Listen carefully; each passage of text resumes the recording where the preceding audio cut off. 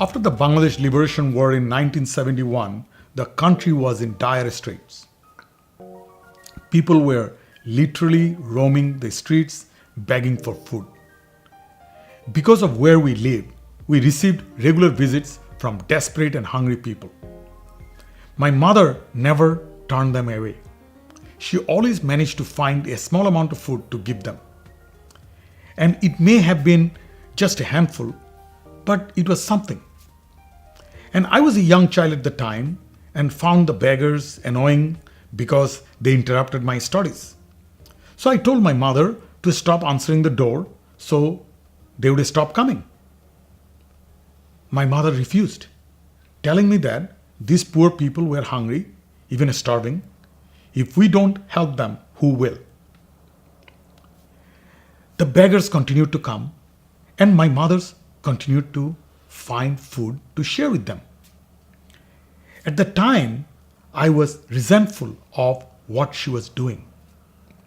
I was, of course, young and naive and did not realize what a powerful lesson she was teaching me about having a caring mindset, specifically about being thoughtful. My mother was a true star. She was straightforward in her approach with me, thoughtful in her treatment of others, accountable to people she did not even know, and resolute in her determination to do what she could.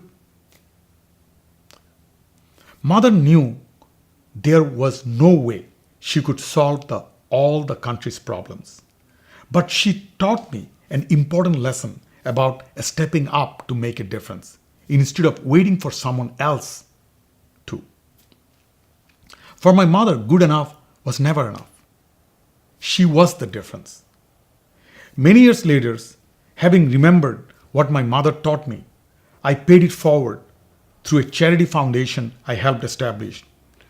We found 10 families that needed help feeding their children and helped feed them. We could not solve all their problems, but we were able to help them in a positive way. Most importantly, we let them know that someone cared about them. If each of us does just one small gesture each day to make a positive difference in the life of someone else, amazing things can happen. It is not someone else's job to be the difference, it's your job.